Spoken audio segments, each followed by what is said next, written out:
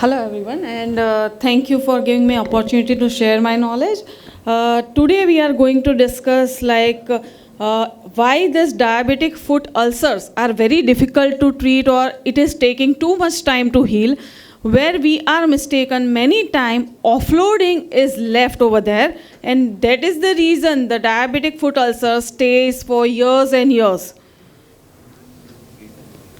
So, to understand the diabetic offloading, we need to climb this stairs. And there are 4 steps in this stair. The first one, forces applied on the foot. The second one is technology, how to find these forces. The third one is principle to offloading. And the fourth one is there are many methods that we can offload these ulcers. So let's climb the first step. Is this working? So over here, we have to understand what are the forces which is actually acting on the diabetic foot, and that is the reason it is delaying ulcer healing. The first one is the shear force. So when we talk about the shear force, what is shear force? Then the lower surface is fixed and the upper surface is moving forward or backward, and it is creating the shear force. So we can take an example of the patient wearing bigger size shoes.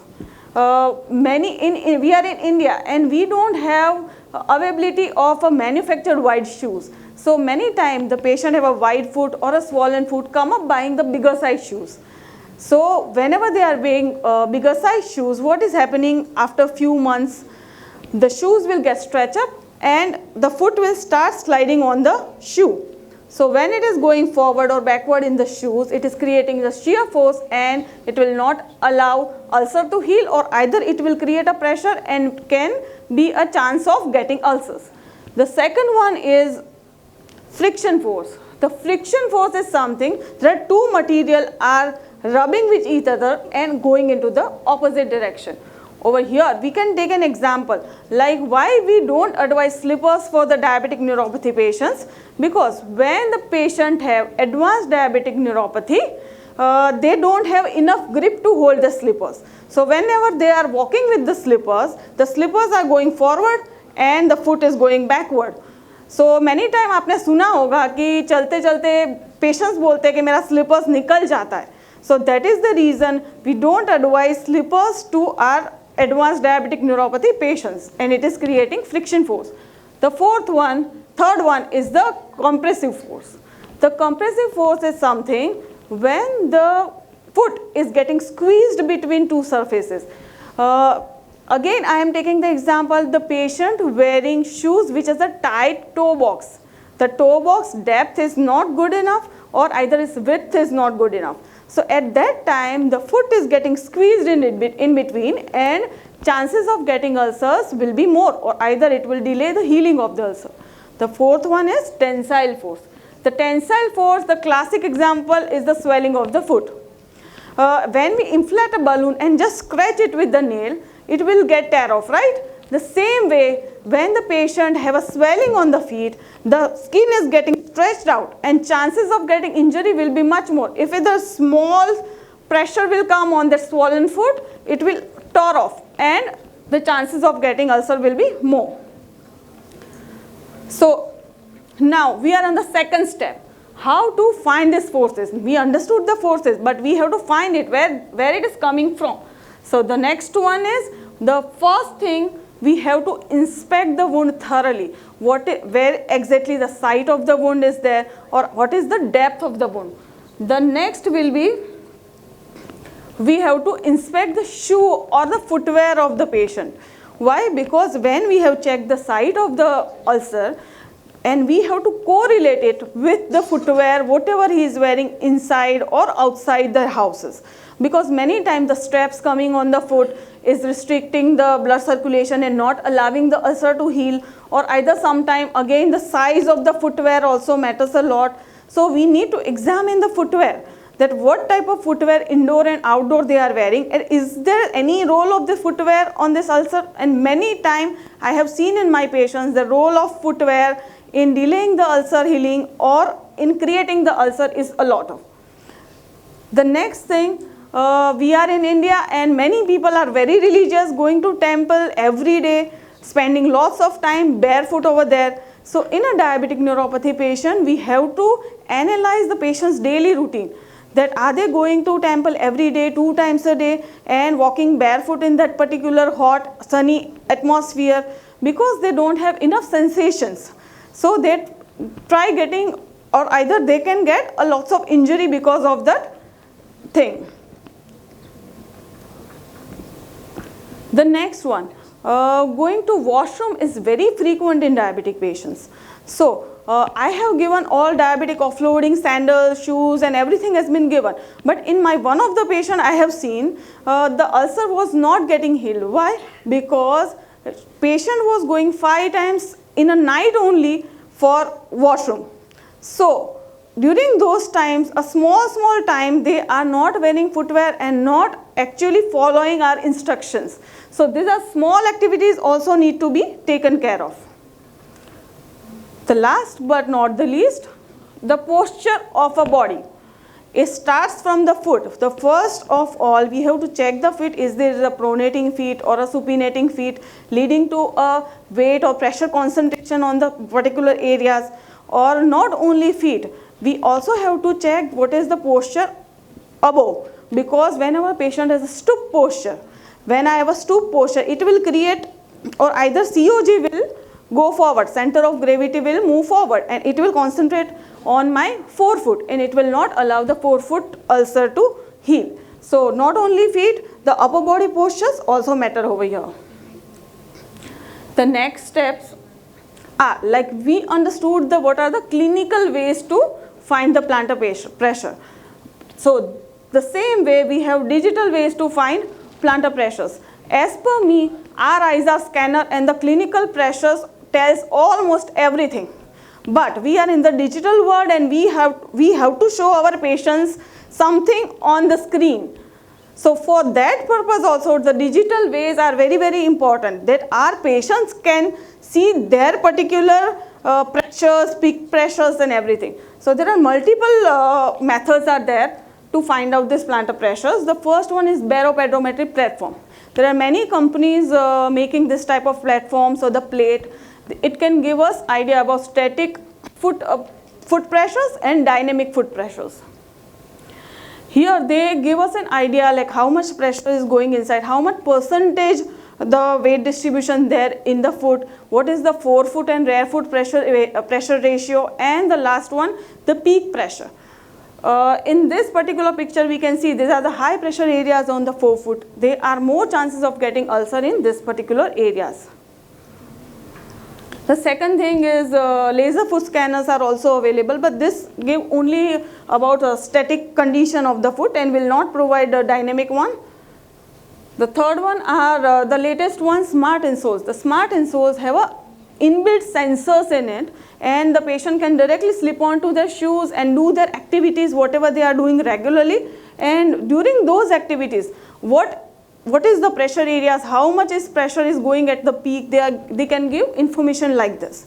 And there are also some smart socks and smart insoles coming that the patient can wear on the regular basis, and during those time it can give an alarm to the patient whenever the pressure is beyond their peak level. It will give an alarm to the patients, can I right now the temperature is so much, or right now the pressure has gone beyond this much. So patient can prevent itself from the getting diabetic foot ulcers. Then now next step is the principle of offloading. Now forces तो हमने find out कर दिए, but now how to get out of it. So there are two methods mainly. Either you just take off the pressure from that particular area, or either redistribute it. So now when we are taking it off, so then the pressure will get reduced, or either we have to increase the surface area. As an example, if there is a 25 square centimeter area and the peak pressure is 275 kilopascal, but when I am increasing the surface area by 1000 square centimeter and the force is 275 kilopascal, that force will get distributed in the whole area, and that is the way the peak pressure will get reduced. So over here this is the Superman taking weight of the body. So right now in diabetic foot ulcer, what are our superheroes which are taking this load? So these are our superheroes. Methods of offloading like total contact cast, removable cast walkers, therapeutic shoes and custom insoles, surgical offloadings, and dressing and padding. The first one is total contact cast. It is still considered as a gold standard for the Charcot foot, for treating diabetic neuropathy foot ulcers. And whenever applying this total contact cast, we need to take care of about the padding around the bony prominences like lateral malleoli, medial malleoli, heel. So all that area has to be completely covered and properly padded before doing this cast. So what over here we are doing? We are redistributing the pressure because the surface area of the weight bearing will get increased and our weight is divided into the whole particular area. The second thing is crow boot and air cast. The Charcot restrain orthotic walkers. That total contact cast, crow boot and air cast, they are mainly used for giving immobility to that particular area. So it will reduce or it will heal the diabetic foot ulcers in 4 to 6 weeks. But what are the difference between all of three? The total contact cast and the crow boot, they are quite heavy and little mobility is restricted at higher level. Whereas the air cast have some limitation or some limitation of flexibility, but still they are lightweight and it is more accepted by the patients. So whatever methods that we are giving to the patient acceptance also matters a lot. The air cast have inflatable air bladders which provide the total contact, and it is of less weight and it has a pressure which is adjustable with the nose, and so it is more accepted by the patients. There are also many offloading shoes coming to offload the shoes because we know in diabetic foot patients mobility is very, very important. We cannot restrict their mobility for longer period of time because otherwise it will affect on the generalized health. So to make them mobile, there are many offloading shoes are coming. Over here we can see there is a heel offloading shoes, over there is a forefoot offloading shoes. But in both this traditional way of offloading, the gait of the patients get compromised. So rather than if we are talking about the longer period of time, longer duration we need to give, then I would recommend we should go for the rocker based shoe. So there it will reduce the amount of pressure while walking because our normal walking is heel to toe. We put our heel first and then we walk like this. So heel to toe is getting enhanced with this rocker bottom shoes and the sandals. And then what things we need to check in the diabetic shoes? We should have a deep and wide toe box. In our premises, I would suggest that even if a patient is diabetic and not having diabetic foot ulcer, they should wear this type of shoes only because while wearing this type of shoes, they can prevent from the diabetic foot ulcers. Deep and wide toe box. It should have a firm EVA soles. When there is a EVA soles, it have a great benefit than the PVC or the PU sole. PVC has the least shock absorption, while as PU has little better and the EVA has the best shock absorption. So whenever we are walking on the hard surface, we get forces from the hard ground too. So that also has to get absorbed. I have seen many diabetic sandals also made with the PVC sole. So that is not recommended. There should be a firm heel counter which will give a good grip on the ankle, and depth of the shoes also should be good to hold the ankle properly. Then next is the customized foot insoles. There are many type of customized foot insoles are there. Over here there is the insoles with the removable pegs. It is easily available. It is cheaper for the patient. You can directly give into your clinical premises. Just take off these pegs wherever you want to offload the pressures. These are a few insoles that we make in our laboratory. Over here is the 5th MTP offloading is given, and the first one there is also a metatarsal bar which will offload the pressure from the forefoot area.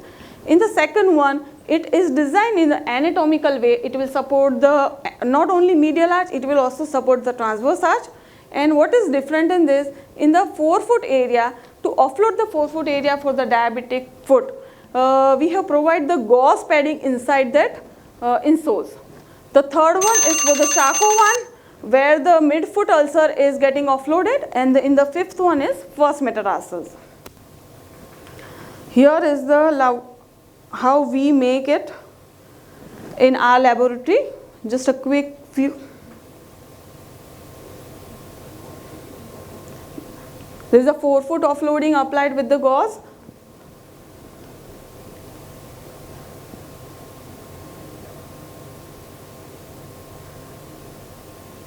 So next is the computerized insole. This is the most advanced technology in the insoles, customized insoles, where we design our insoles on the computer. We take a footprint of the insoles in the baropedometry platform, and then we directly paste in the software on the patient's footprint, and we can design and we can attach whatever offloading technique we want to give on the computer. So it will be a 3D printed kind of insoles, and the milling machines are there to mill that insole. So these are the 3D printed latest advanced technology. But the only thing, the price will get increased with this. So according to the patient's financial condition, we should always select the offloading method, because in any way I would suggest that offloading has to be given. According to the patient's budget, we can select our technology. This is the technique in our clinical setup that we can use in a cheaper options for patients that can give a diabetic foot offloading. This is Samadhan technique. You just take a foam, rectangular foam paste, roll it with the glue, and whenever the patients come, you can just cut a small part and put proximal to the ulcer areas. So it will offload the ulcers.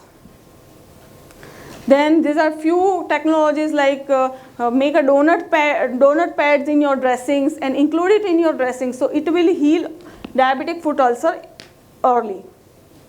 There are also some foot accessories coming in the market which can help in offloading, like in RA when there is a deformed toe area, or in a diabetic foot neuropathy patient when there are claw toes, hammer toes. These toe crests are very beneficial, and I am using it like it is giving a very good result for tip of toes.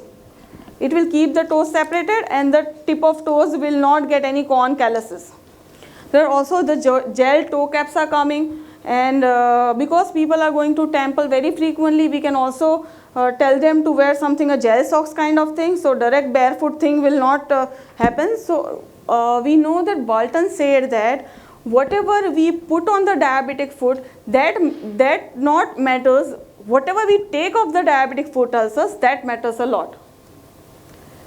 So these are the few case studies, like we have treated the grade 1 ulcers with the insoles and the sandals.